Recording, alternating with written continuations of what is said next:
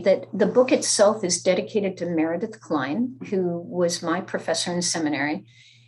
He was quite the intellect and influence, especially in the Reformed world during his day.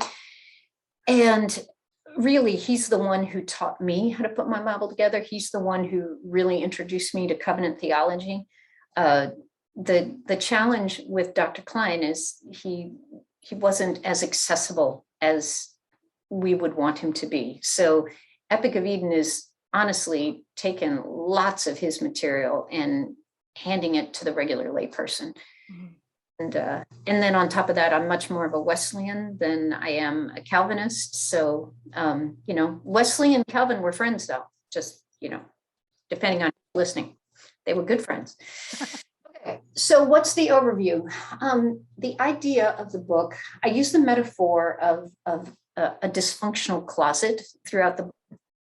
And the idea that most people who are interested in their faith have got a lot of information about the Old Testament, but it's a complete jumbled mess. And the problem is there are too many places, too many names, too many dates.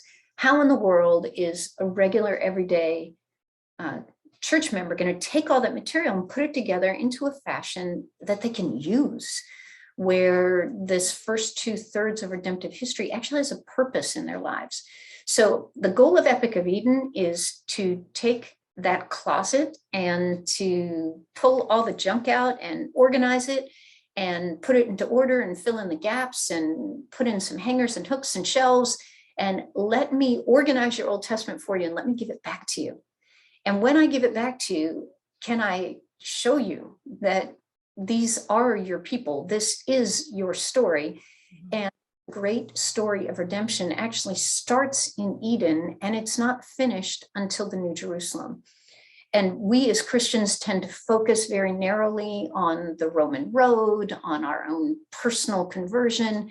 And reality, our personal conversion, the Roman road, and even the New Testament itself is part of this amazing saga of our faithful Heavenly Father and his prodigal son, Adam, and the story of this rebellious humanity who needs to be sought out in our fallen world, rescued from our own stupidity, and brought back into God's household. And that's what redemptive history is all about. God is resurrecting the cosmos, not just us. God is restoring Eden, not just, North Carolina or the United States. And his goal is to get Adam back into the garden. And once we can get that big story in place, all of the little stories that make up the larger portrait that is redemptive history, they start falling into place and making sense. And that's my ultimate goal, for the reader to have their Bible put together for them so they can jump in anywhere and they know what's going on with the larger story. But on top of that, for them to realize that Abraham, Isaac, and Jacob are real people, people who lived in real places and had real life struggles just like ours.